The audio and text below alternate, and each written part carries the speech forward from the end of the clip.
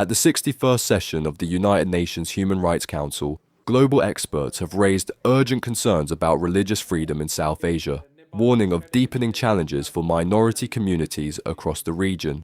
The discussion took place during a high-level side event titled Religious Freedom in South Asia, organized by the Shivi Development Society and the Indraprastha Public Affairs Centre, bringing together human rights activists, scholars, and civil society leaders. Opening the consultation, Narender Kumar, Executive Director of the Shivi Development Society, stressed that the international community must go beyond documenting incidents of violence. Instead, he called for closer examination of how state institutions respond, enforce accountability, and protect religious diversity.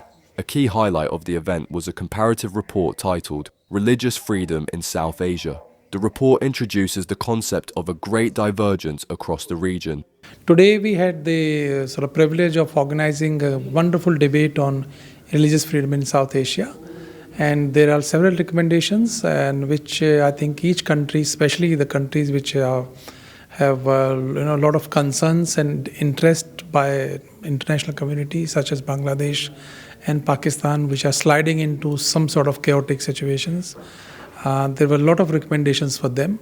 Hopefully, international community, including the UN systems, will look at those recommendations and make part of their sort of reports, etc. That's the whole. Presenting the findings, Brigu Bhardwaj, program lead at IPAC and co-author of the report, explained that some countries face what he called an enforcement gap, where constitutional protections exist but implementation remains inconsistent. In other countries, he noted, discrimination against religious minorities is structurally embedded within legal and political systems. Human rights activist Arif Ajakaya also raised concerns about the situation in Pakistan, highlighting a sharp decline in the country's religious minority population since independence and pointing to reports of forced conversions and marriages of Hindu girls in Sindh province.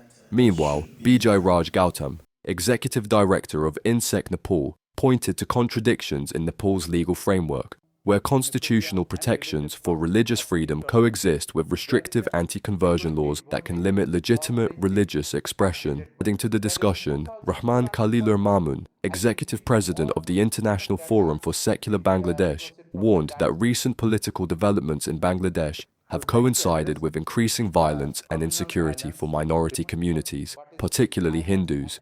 He emphasized the need for stronger protections and greater international attention to safeguard minority rights in the region.